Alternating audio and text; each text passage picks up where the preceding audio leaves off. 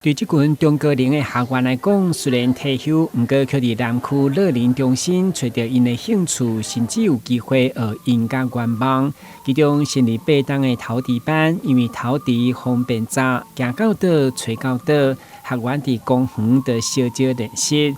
这回应池历史上美学管理协会伫创意美学比赛当中开场演出，活到老、学到老的精神得到热烈的回响。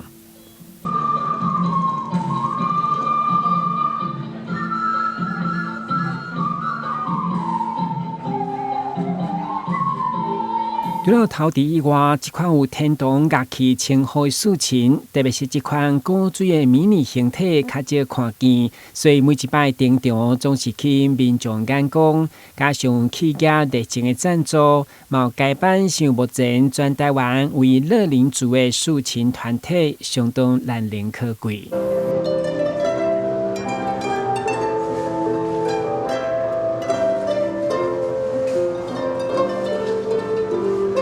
起先很好奇啦，什么叫竖琴啊？最后呢，再摸一下都哇，这真的很不错，就学习了，可以动动手指又动动脑。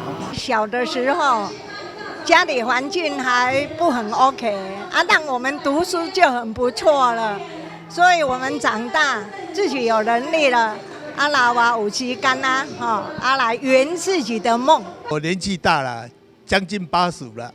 所以就是怕那个老人痴呆症啊，所以来这里给他来练习就是手啦还是头脑啊动一动。55岁以上的学员们或是社区民众可以来报名，那我们也会持续的这样的经营。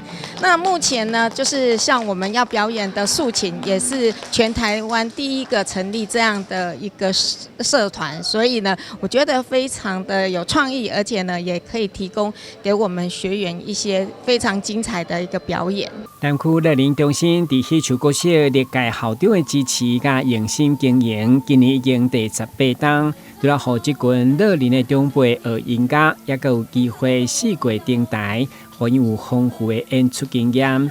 当然嘛，希望更较侪人加入因的行列。台南新闻阮子采访报道。